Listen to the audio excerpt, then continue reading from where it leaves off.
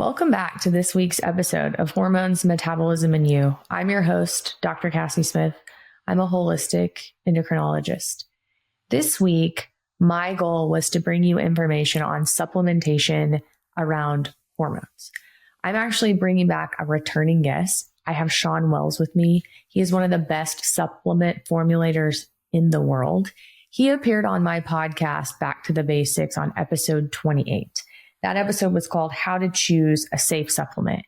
And you guys loved that episode. I got a ton of feedback on that episode where he explained to us how you can find safe supplements and some of the risk of buying supplements on Amazon.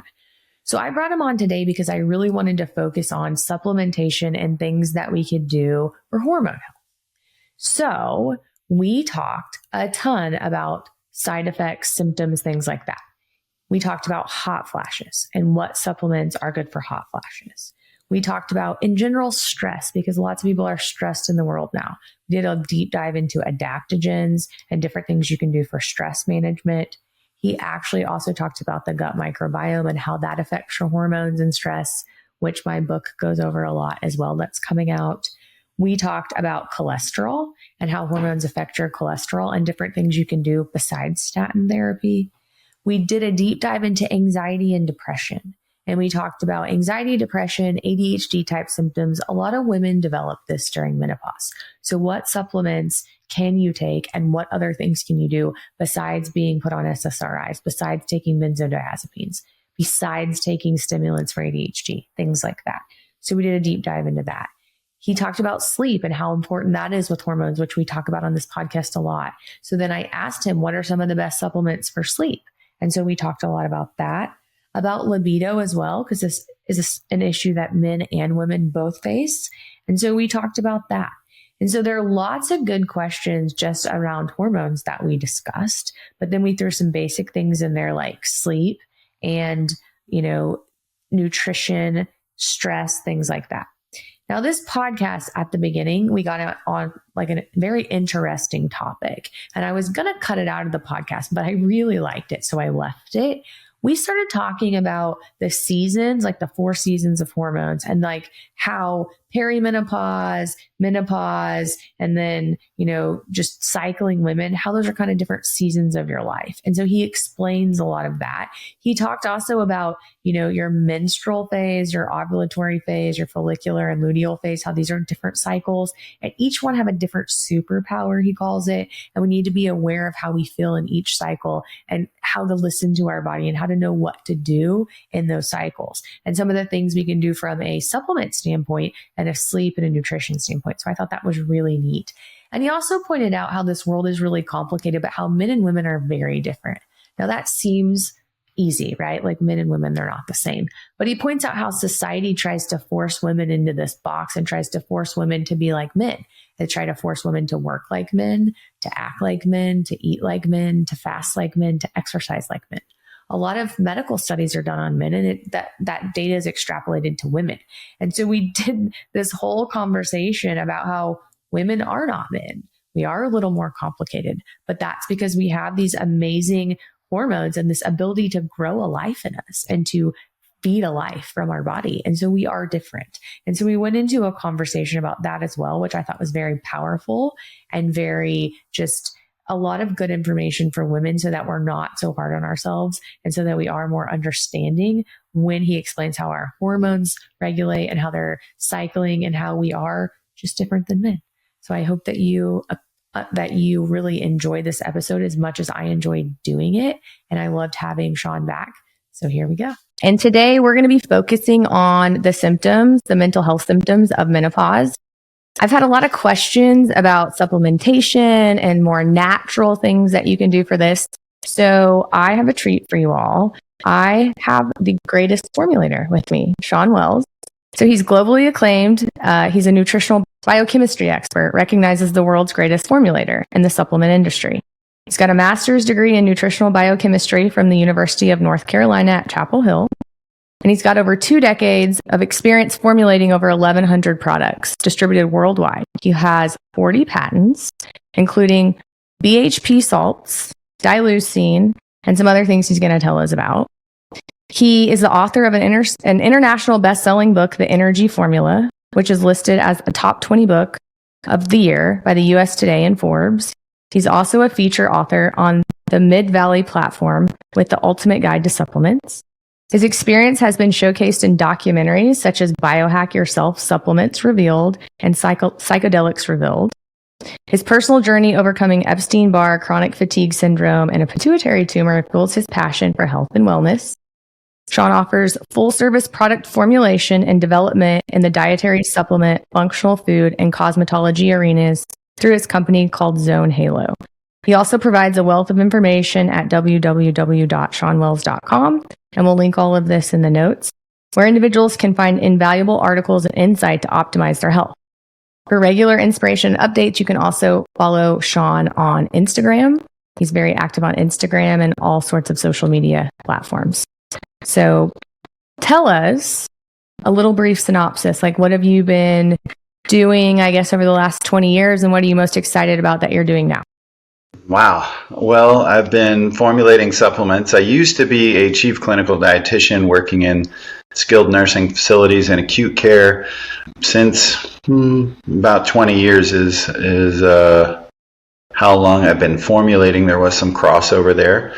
And as you stated, I've been patenting unique ingredients, formulating supplements, writing books, speaking all over the world, doing documentaries, all that kind of stuff. And it's been amazing making friends like you.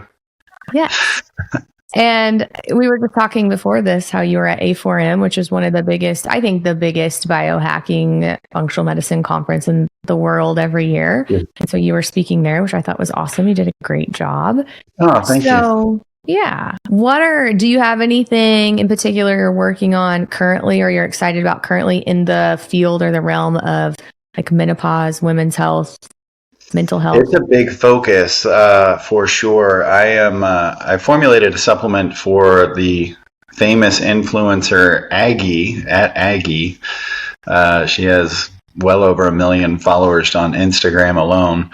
That is really for I would say pre-menopause, but for kind of regularity, reducing menstrual cramps and negative menstrual symptoms.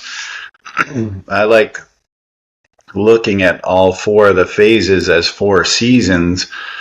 And instead of, one of the things that was a big shift in my mind is instead of looking at these things as a big negative or frustration, I'm a woman and I have to go through menstruation for X amount of years, I look at it as a superpower.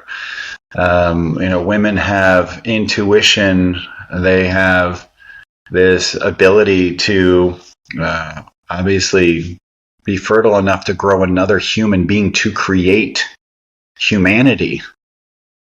Like, if I stop and think on that, that is incredibly powerful. No matter if you're going to have a child or not, you have the ability to create inside your body, inside your womb, to create another human being and then maintain that human being through the nutrition from your breast. And I think this is why, whenever we talk about creation, we talk about this feminine energy. And so that's very powerful. And this ability to be fertile, cleanse, reset, that's just, it's amazing. And it's one of the reasons that women actually live longer, is the ability to shed iron, unlike men. Men tend to build up toxic iron stores. So I look at these things, and if you look at the 4 different phases, the luteal, menstrual, follicular, ovulatory, you actually see that each phase has different superpowers, where you're more extroverted, where testosterone is higher, where intuition is higher, where you're more introverted and need to kind of take time to have self-care. And just being aware of these 4 different phases instead of powering through like you're a man, I think is really important. And I think there's going to be a huge shift when we start looking at things accordingly and say, okay, this is the phase you're in now. Here's how you should train. Here's how you should work. Here's how you should connect to others. Here's the food you should eat. Here's the supplements that you should take.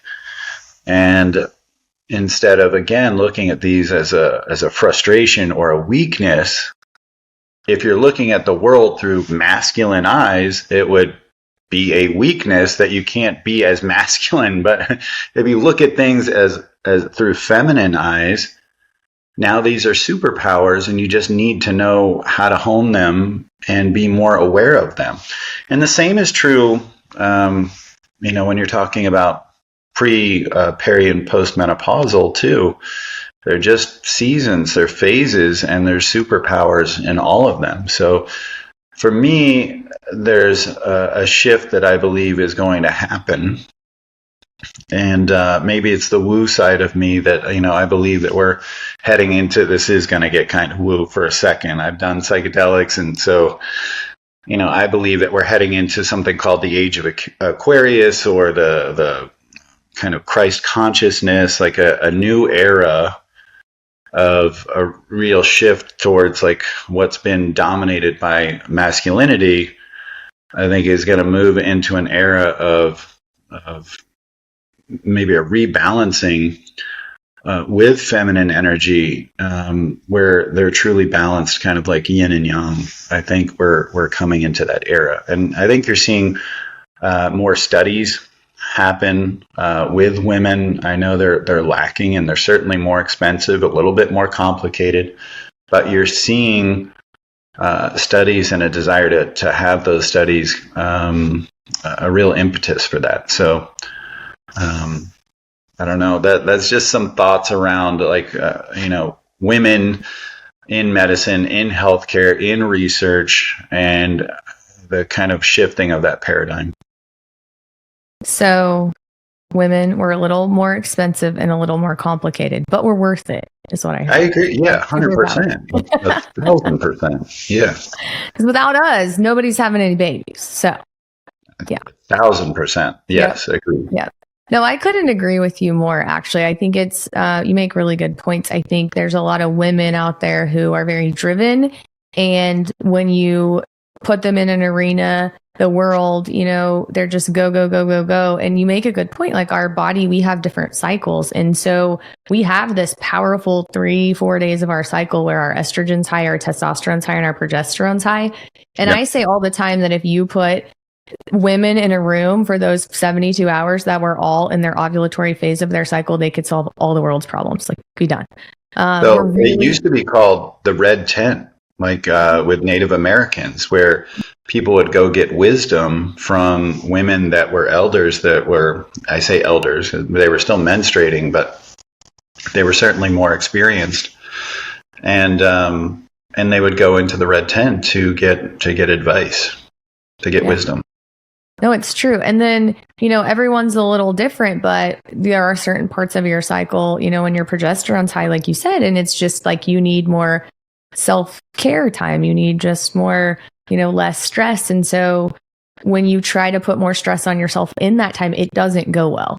And so this actually happened to me recently. So I'm writing a book right now, and I have this timeline-ish, but I'm kind of putting it on myself. And so this last week, actually, like I had all these meetings set up because I was going to finish writing this book.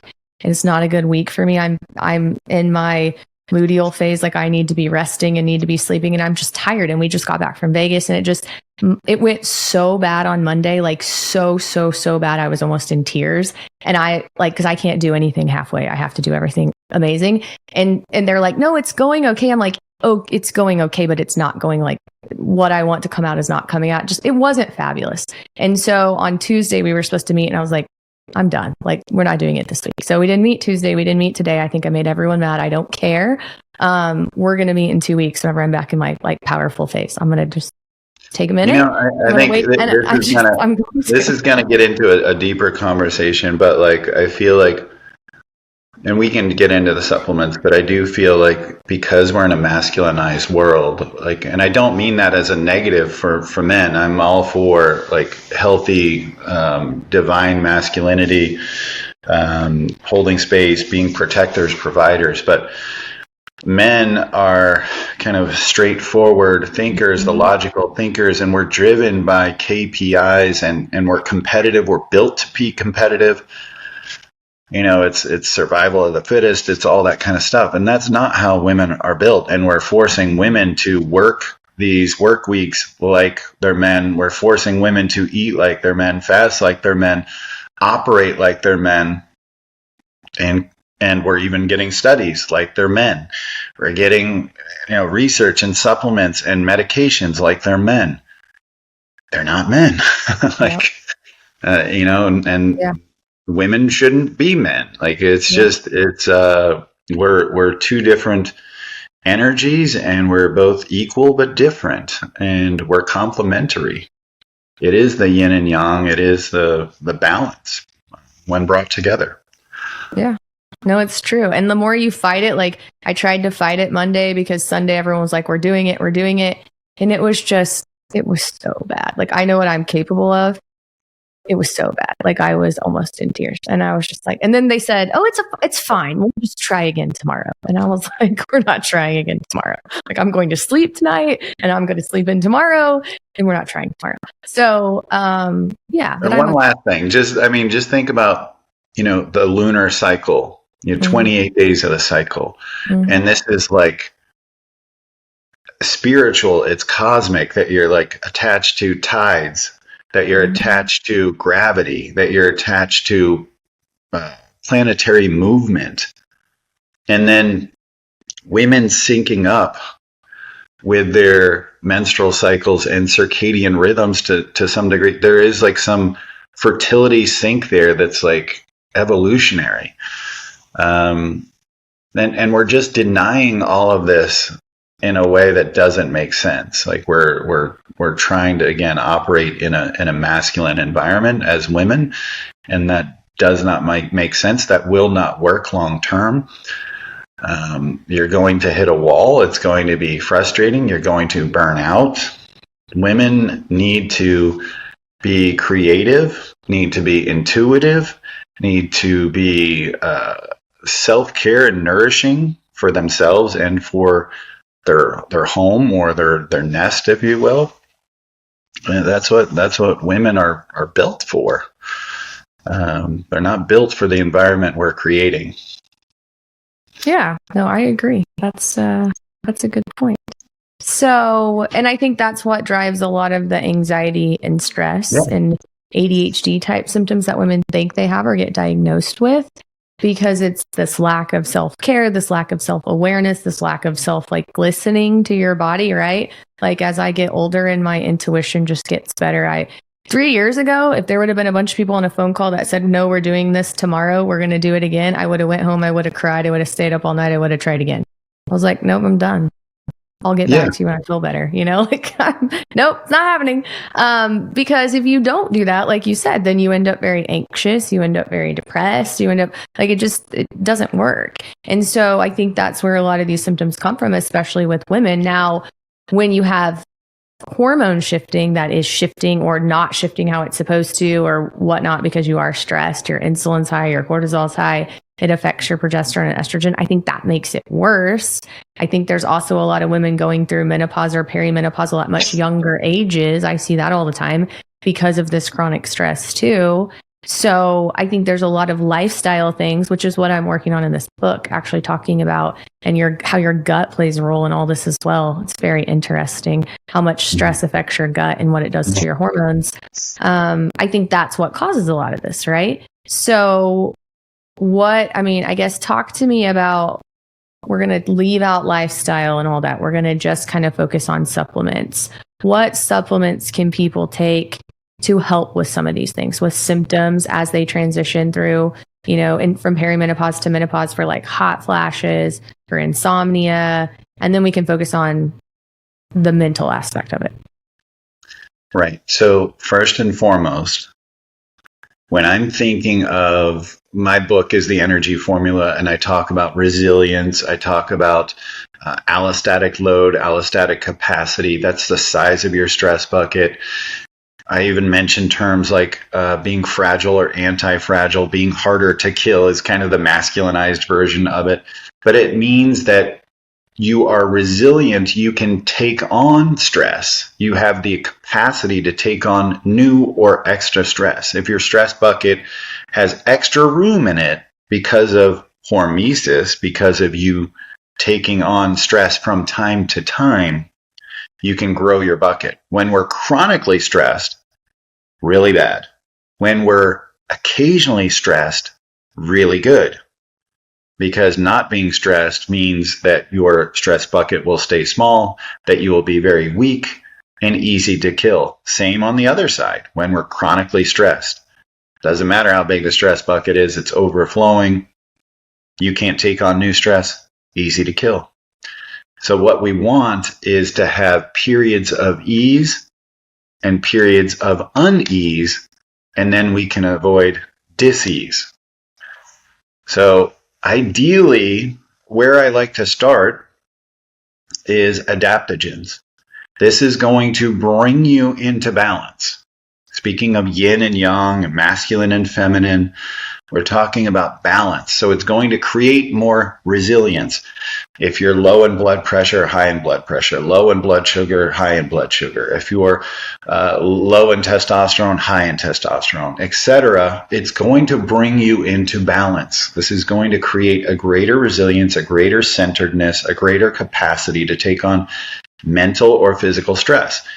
So things like ashwagandha, rhodiola, maca, ginseng, etc., these are going to be amazing when it comes to having greater resilience. I like to use one for a month and then cycle to another one and then cycle to another one. I don't like to chronically stay on the adaptogens. They each work a little bit differently, but they're all working on that same concept of bringing you into balance. Okay. So adaptogens are one to just kind of help in general with stress. Talk to me about, and by the way, most people are stressed. I look at stress markers all day. Yeah. I look at cortisol levels. I look at ESRs and CRPs. Yeah. Oh my goodness. I look at insulin levels, and it is difficult to find people who aren't stressed. I saw an 18-year-old yesterday, an 18-year-old boy whose CRP is more than 20 and his insulin is 88 and his cortisol was like 20 something. And I was just so what this life works. are you living? Well, this works both ways, as I was saying. Like, this is kind of like the idea of like that hedonic scale, like with pain, right? When you're in the hospital or nursing home, like you have like this scale of pain, and you have like the happy face on one end and the smiley or the sad face on the other, and but basically pain is variable person to person, right? It's not like pain translates like from me to you. Maybe I can experience more. Maybe the type of pain is that I can experience is greater, but you can experience different types of pain greater. So it's variable, right? So it's the same when we talk about this stress and what you can take on, because like what you're saying also is that if that stress bucket is small, if they're metabolically dysfunctional already, right? 93% of the population is metabolically dysfunctional, which also means that they're mitochondrially dysfunctional, which also means that they're in states of insufficient cellular energy, which is called ICE, an acronym, which also means that they don't have enough ATP to run the system, which also means that you're going to run into elevated insulin, elevated blood sugar, elevated inflammation, oxidation, faster biological aging, shortened telomeres, less sirtuin gene activation, on and on and on. The whole system is like overwhelmed because there's not enough mitochondria, and the ones that are there are not functioning optimally. And this actually happens both ways too, from blood sugar being too high and then it's creating more inflammation. Oh, there's more inflammation, it's creating more blood sugar. Oh, like you have more stress, but you don't have enough physiologic bandwidth to deal with that stress. Oh, that's creating higher insulin and cortisol. That higher insulin and cortisol is creating more inflammation. like your testosterone is down because the cortisol is so high and that ratio is very poor. So now you can't have sex like you want to. So now you can't connect. Now you have shame around that. That creates more cortisol. That creates more inflammation. Yeah. Like this is like this spiral. And then you add in seed oils and, high glycemic foods and all of this stuff. And it's certainly exposure to metalloestrogens, phytoestrogens, all of these endocrine disruptors. And those are throughout our environment. So much so now that they call them like NMPs, with the nano/microplastics, like that we're getting exposed to, that we're seeing in the brain, in the penis, in the ovaries, like throughout our tissues. We're seeing them in icebergs. We're seeing them down in caverns. We're seeing them up in clouds 30,000 feet up. We're seeing them at the bottom of the ocean, like in the Marianas Trench and stuff. We're seeing microplastics and nanoplastics everywhere. And these are having a massive impact on us as well. So, this is like this whole thing that's happening in our exposure to EMFs and blue light and our disrupted circadian rhythm that we're trying to override and we can't get to sleep. I mean, this is all leading to all of this. And we're seeing, all of this happen at like record rates, autism, ADHD, like cancer, like all at record rates. Yeah. And then your gut makes it worse too, right? So those seed oils and everything, I look at gut studies all day. People have leaky gut. So then as soon as your gut starts leaking, then all those polysaccharides and everything that you're eating in the red 40s leaking out of your gut. And then that's giving a feedback to your brain and your body that something's wrong. So then interleukin 6 is released and tissue necrosis factor alpha. And then there's more inflammation, and then your cortisol is higher, and then your insulin's higher. And then people are like, why am I walking around with a big gut? And why can't I lose weight? Well, because your body thinks. And there's leaky brain now too. Yeah. I mean, that's a condition. Yeah.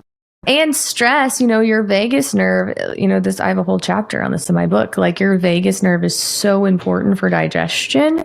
And so if you just walk around chronically stressed, you're not digesting, so you're constipated. Yeah. You're not releasing secretions in your GI tract, so you're not digesting your fat. I mean, there's so many things that play into your gut as well, just from stress. And so, it's really sad how many people walk around with all of these symptoms, especially, depression, anxiety. But what really infuriates me is then they get put on these medications with all these side effects, right? Like SSRIs, and you do not have an SSRI defect. There is not a Abilify or, Prozac defect. That does not exist. Okay. There's a problem here that we need to figure out what it is. And especially when you're transitioning through menopause, like that's why I'm so passionate about this. And we're doing this summit.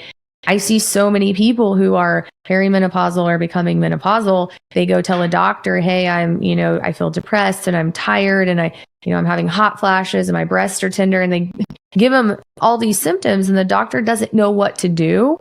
They don't know what to do. So they confuse, I don't know what to do, with here's a pill to make you shut up. And it's frustrating because those pills have more side effects. And oh, by the way, I have a chapter in my book too that talks about how all these medicines we give people also affect their gut and make it worse, And so it's like, I don't know. Well, women have been told that they're irrational for a long time. And, often a treatment, this is barbaric, was removing your reproductive organs as a result. This was done like throughout history. It was a cure for irrationality of women, was to do these hysterectomies. Also, like the word lunacy comes from being affected by the moon, and like women were considered crazy as well. This is all throughout like medical history. Mm-hmm. So this is where the paradigm is shifting, and we do need female medical doctors and female researchers and female dietitians and female pharmacists and people that are all stepping up across the board. I'm so glad that you're bringing this to attention, and I totally agree about the gut microbiome and the holobiont in general, which is the holobiome is is kind of like this 6-foot orb around you, and how you're interacting in space with the microbiomes of everything else. If you imagine Charlie Brown in like Pigpen, do you remember that character with like that dust cloud around him? Yeah. That is your microbiome, and it's like interacting and speaking. They actually outnumber your cells 10-1, and they communicate on a very primal level, like that you don't understand fully. Similar to like, like there's like deep levels of communication, even electrically, that we're not even aware of. We're just starting to become aware of. There's all kinds of communication that happens before you open your mouth, and this is all a part of survival. And whether you're safe or not, whether they've done studies on like women smelling a man's clothes, and they can like tell whether he's like fertile or like ideal in terms of a mate or not. They can tell if he was just afraid of something and in fear or not, just from smelling clothes. So there's a lot going on in terms of our microbiome that we have yet to even discover. So what supplements can women take to help their hormones? Let's focus on that. Like, what do you recommend for hormones, whether it be like painful menses or, transitioning into menopause hot flashes? And then I want to talk about anxiety, depression ones, because I know you have a lot of good tips for that. Right. So, I mean, there is hormone replacement therapy, of which prior to maybe, I always recommend working with someone like you, getting the data, getting a baseline, understanding where you're at and where you're trying to go. But you can potentially at least use progesterone, use DHEA, use melatonin, use vitamin D. These are hormones that you do have access to over the counter. Beyond that, you can look at testosterone, estradiol, etc. And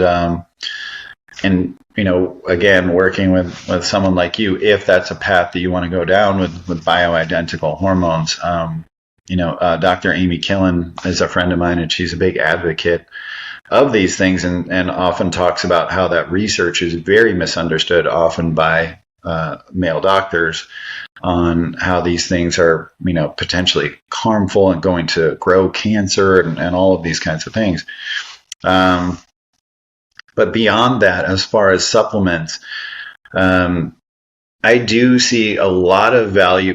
There's two big things that I always see, like almost all human beings are deficient in, and these are going to be really important for immunity, blood sugar, and stress. Is going to be magnesium, number one, and vitamin D3 is the other.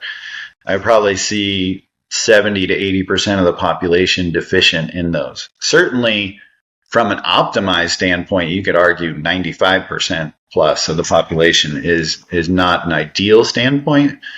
Deficient, it's over 70% for both. So those are going to be important to be on. You will watch like a woman, like especially a woman with magnesium, massive. Like you'll see improved sleep, improved bowel movements, improved brain function, improved blood sugar, improved immunity, improved resistance to fractures, improved muscle contraction. I mean, it just goes down the line with magnesium. Do you need to be on a variety of different forms? Not necessarily. There are some minor benefits of these different forms over the other, but it's really from that salt that it's connected to that's going to give it a little bit more extra. So like magnesium malate might help with, pain and muscle aches. Magnesium oxide or carbonate might be better for bowel movements. Magnesium threonate might be a little bit better for brain function. But ultimately, just getting enough magnesium is very important. One of my favorite forms that's a great price, that's highly bioavailable, is magnesium glycinate.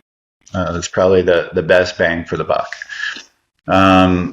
And again, like if sleep is an issue and a lot of women are not sleeping appropriately because they have kids, because they're the matriarch of the home, because they're working crazy work hours, and because they're not acknowledging their menstrual cycle or what have you, and it's just so much, then they're just not getting enough sleep. Magnesium can help tremendously, not only with sleep, but with stress, going back to that idea of the stress that we're putting on the body.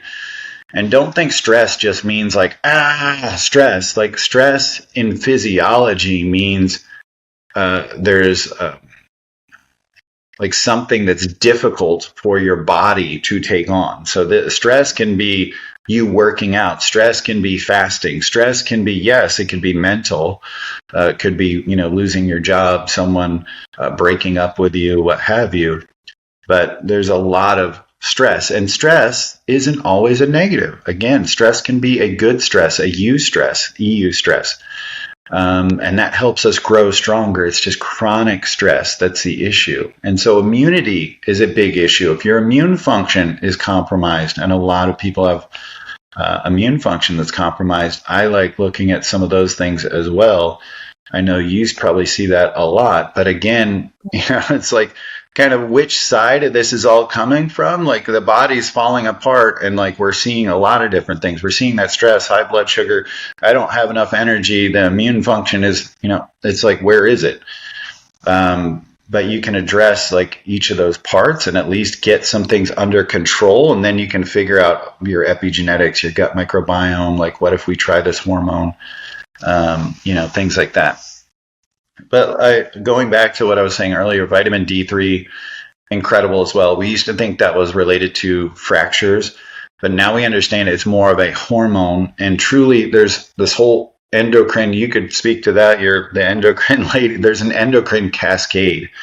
And I think people don't appreciate that, like they think of these hormones like as they're in a vacuum, but really like they're reversible and they're affecting each other, and it's this beautiful homeostasis that's taking place, again kind of going back to that yin and yang from God or creator or source.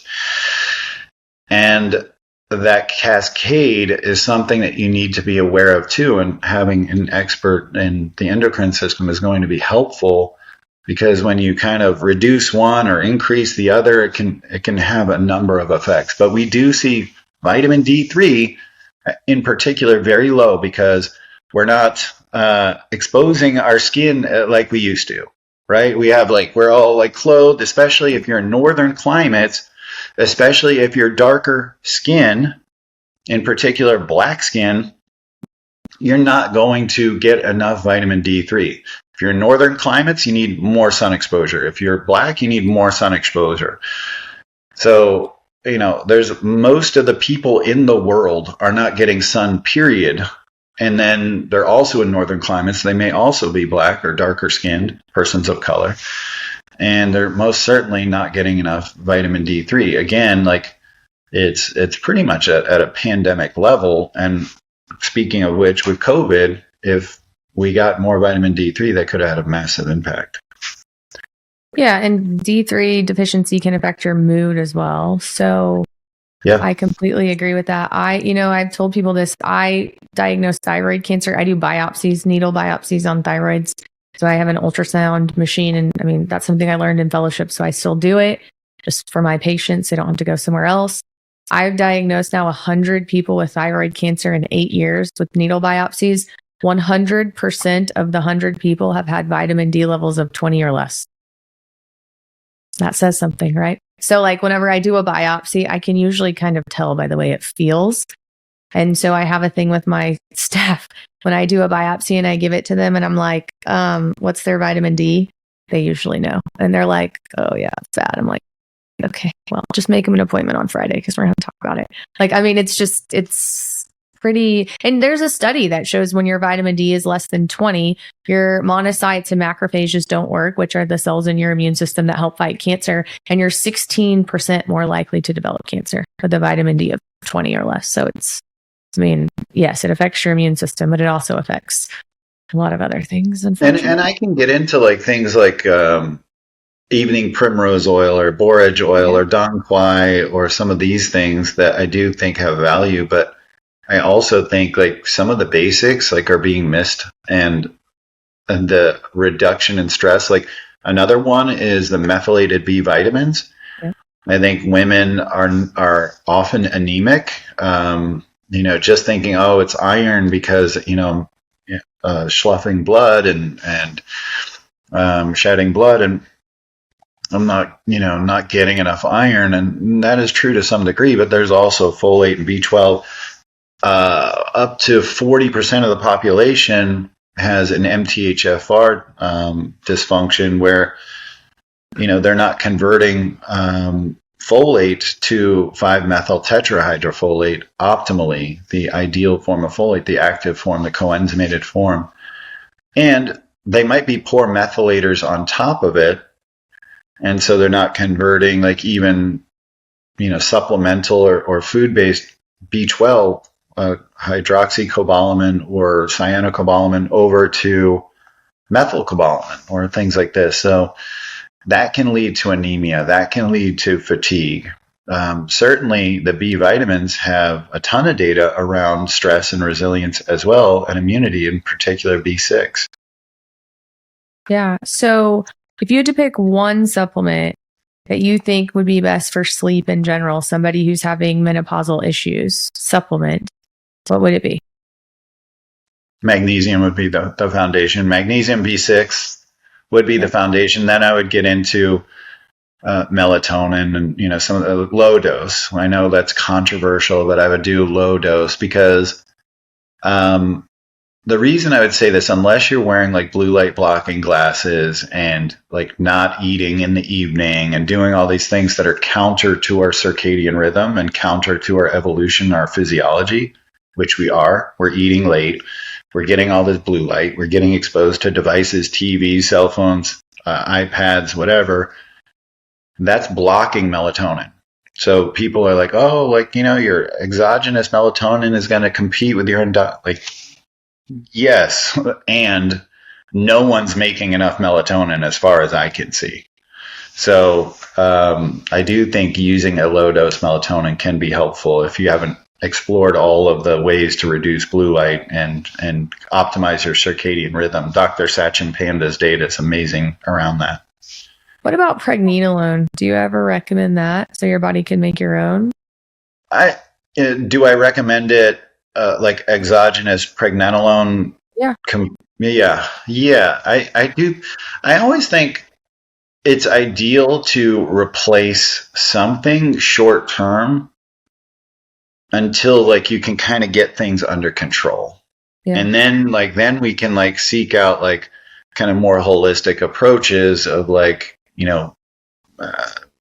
ridding yourself of all these toxic cleaners and shampoos and reducing EMF exposure and reducing blue light exposure and eating an optimal diet without seed oils and high glycemic foods and getting to bed on time and getting enough sex in your life. All these things. By the way, that has some of the most powerful data. Unbelievable. Doctors never talk about it. It's insane, its effect on the immune system, on happiness, on longevity, on resistance to diseases, like just having intimate sex with an ideal partner, profound impact. But that's, I do believe in supplementing with these things until you can kind of it's kind of let's get the fire under control and then we can start, building the building, right? Yeah. It's that kind of thing. So I find sometimes people tell me melatonin gives them a headache, or they have this rebound headache in the morning. So that's where I use a lot of pregnenolone. People like that. What about hot flashes? If you had to pick one thing, if somebody's struggling with hot flashes and they don't want to do estrogen for whatever reason, because they haven't listened to all my podcasts that tell you the million reasons you should take estrogen, what would you recommend for those people? Well, it would be those two things that I mentioned actually before. Like it's a high GLA source. It's that gamma linolenic acid. So that's from borage oil or evening primrose oil. Okay. And then also dung quai is a really good herb that's been shown to be very effective on that front. Is that for ED too? Erectile dysfunction?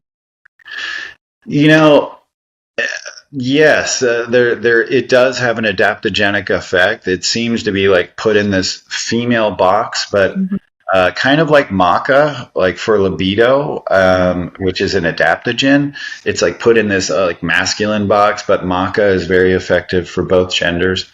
This goes back to the idea of like we think of erectile dysfunction as a male thing, but it's really a both genders, right? Like it's blood flow to the phallus, so it's the clitoris or the penis, with PDE5 inhibition is the mechanism. But that's important for men and women. For women, it's going to be sensation, orgasm, wetness, etc., the ability to be intimate and enjoy it. And for men, it's just a little more obvious when they're not getting enough blood flow because you can't even perform, period. Let alone it's, for a woman, it can be, she may be too dry. She may not get enjoyment out of it. There may be some pain associated, those kinds of things. But with men, they can't even perform, period. And then obviously on both sides, there's embarrassment and shame around that. So, blood flow is an extremely important factor. And so increasing nitric oxide is going to be important there. And by the way, speaking of microbiome, the oral microbiome, you're killing it if you're using mouthwash, alcoholic mouthwash. You're killing your entire oral microbiome, which is killing your ability to make nitric oxide. So if you have trouble as a woman or a man getting enough blood flow, you have to get rid of the Listerine, the scope, all that kind of stuff. Yeah. What about, so let's transition to anxiety, depression, a lot of that you get as you transition into menopause. Now, a lot of that is lack of hormones. So I agree with you. It's really important to find a provider that understands hormones because you can fix a lot of this with hormones. I take people off of SSRIs and anxiety medicine every day. That is like one of the happiest things that I do. I take people off statins and I take people off SSRIs and I take them off of sleeping medicine, trazodone, all these things. Just real quick, those are all criminal things. The cholesterol myth is disgusting to me. It is. The higher the cholesterol, the longer the longevity. There are tribes like of Eskimos that have cholesterols in the 600s and zero incidence of heart attack. Yeah. Especially when you look at there's a meta-analysis from 2017, 2022. Both meta-analyses showed that they cause more harm than good, and we shouldn't be using them. Especially in women. So this is what really fires me up, Shawn. There's no studies in women. Zero studies in women for cholesterol or for statins, right? So, but they extrapolate the data from men onto women. We are not the same people. Number one. Number two, there's actually there's a Seattle study that showed that women that have been on statins for 10 years or longer over the age of 50 have a 90%, 92 to be exact, percent chance of developing breast cancer compared to the general population of about 1 in 4. So it's giving women breast cancer, according to that study, and you're putting women on it with zero data because how many women out there are on it for secondary prevention? And then that's been extrapolated from a man. Primary prevention data has been extrapolated from a man. Let's use our brain and actually check a lipoprotein A. This is my favorite thing to do. I saw a woman today, right? Her LDL was like 135. So her primary care doctor puts her on a statin and never checks it again and never takes her off of it. I check her LDL at 35. Jesus Christ, her poor brain. And her lipoprotein A is less than 10.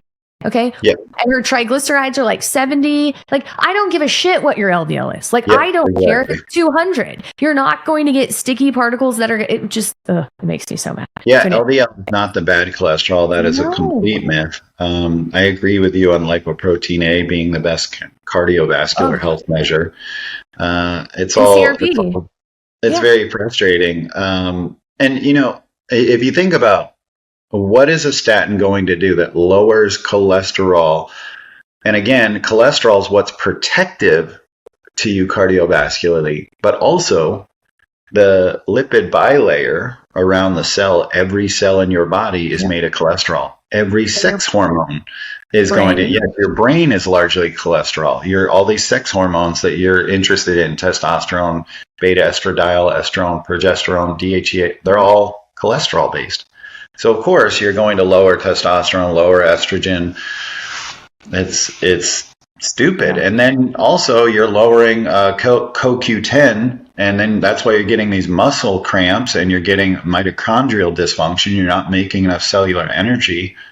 It's all a giant scam. It's very upsetting.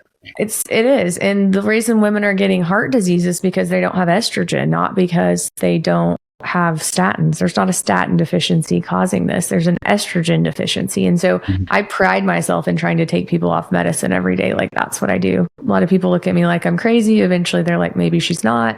But I love taking people off SSRIs as well. And like trazodone, sleeping medicine, things like that. Like, that stuff is all garbage. So that was the last one I'm going to mention. And then I'll get into some supplements. Is benzos almost killed me, Cassie.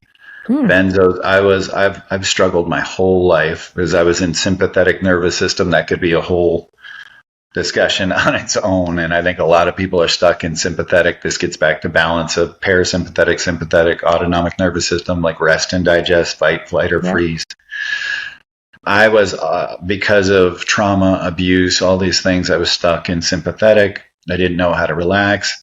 And I had to use Lunesta, Ambien, Xanax, all these things to even try and fall asleep. Became deeply addicted to them, had unbelievable fear about not having them.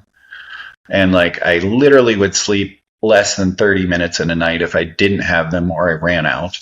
But then my sleep over time became highly apneic and just like a zombie type of sleep that was just the worst possible. Like, I would wake up and feel more tired than I went to bed because I was like fighting for life all night long.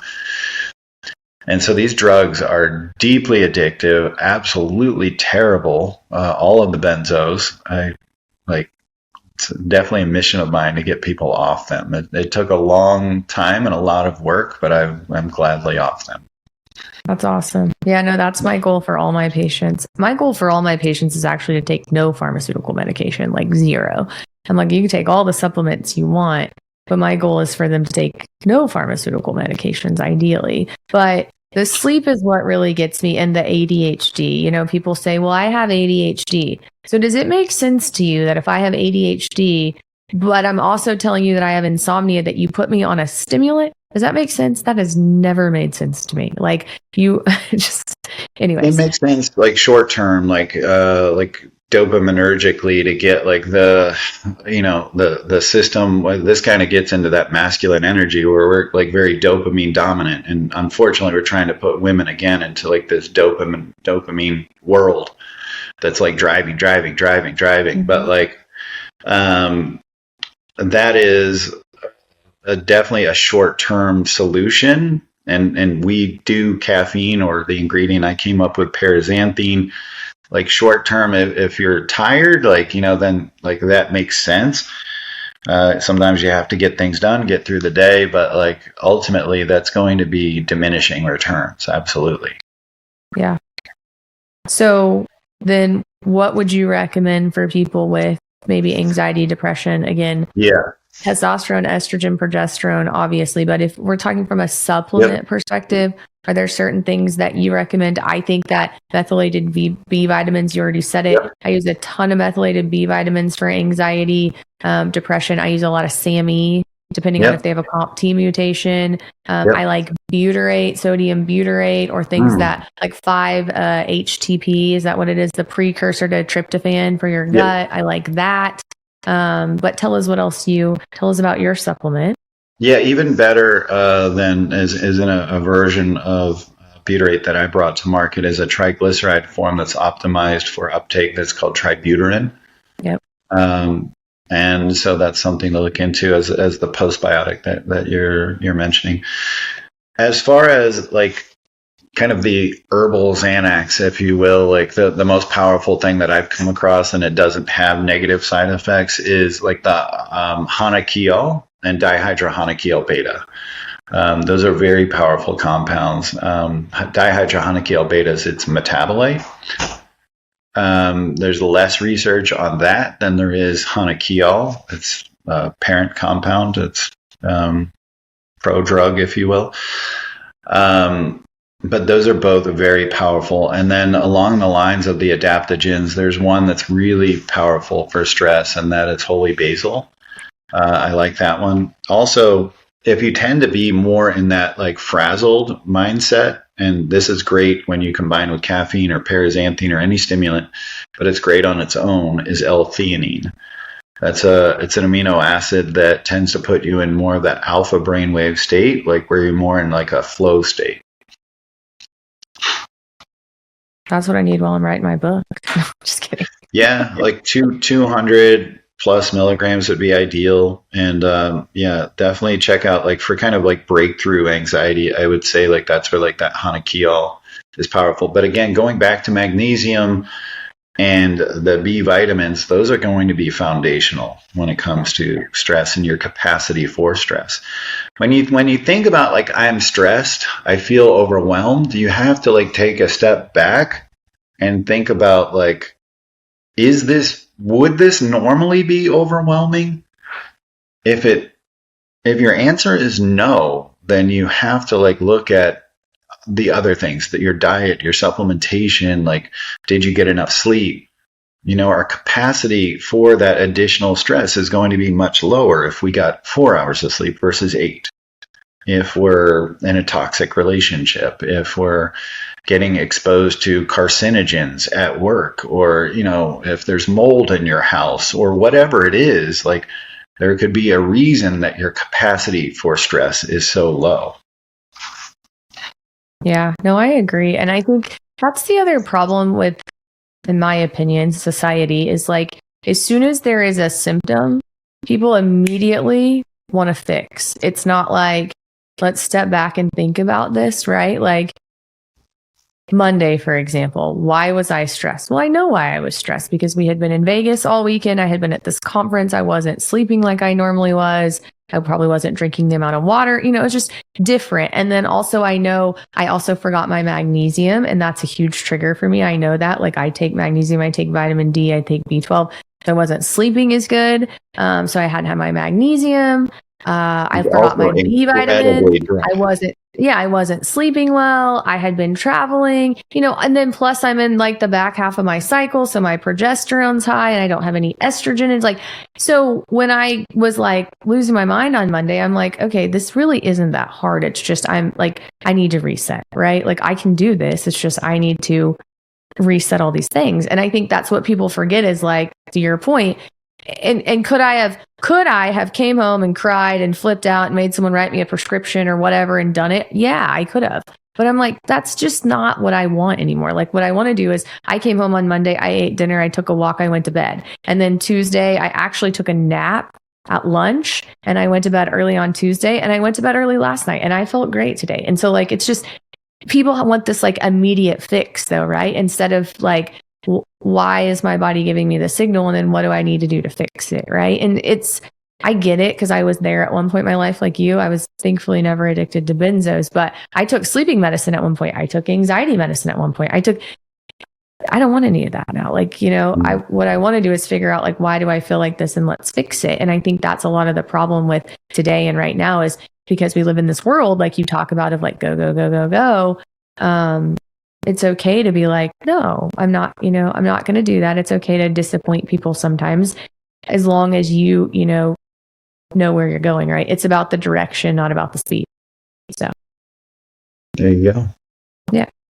So I like all of those. I think those are good recommendations.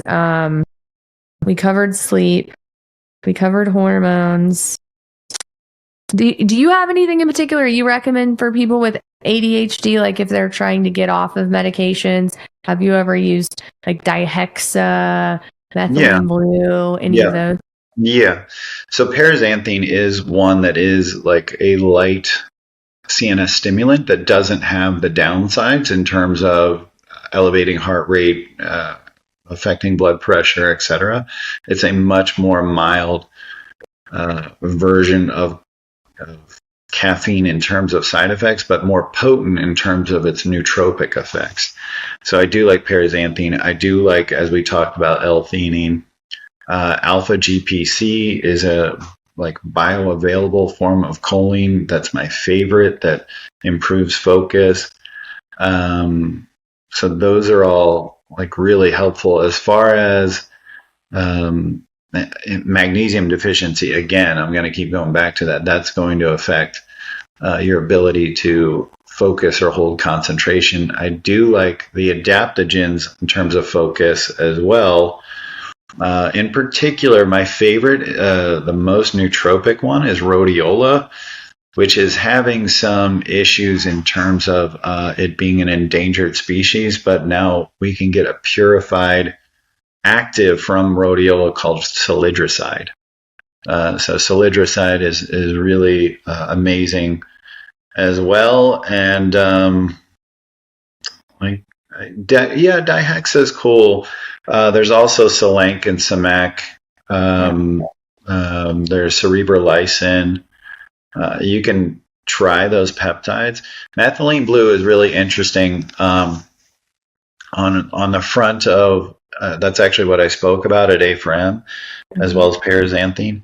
Methylene blue is one of the only substances that's really going to be like an artificial electron transport chain electron donor. Like it's going to what all that means, that sounds complicated, is that it's helping a lot of times the mitochondria, there's dysfunction in there, and there's different sets of this electron transport chain where an electron can kind of get stuck and not transfer.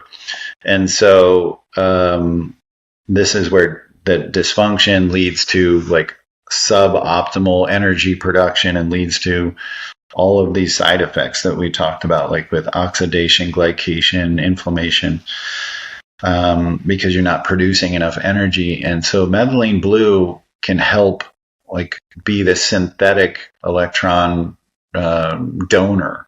Where there's dysfunction in the mitochondria, it can step in and kind of guide things along, essentially. So it's going to be one of those things, if you were incredibly healthy, you might not notice much. This is kind of like the ketogenic diet.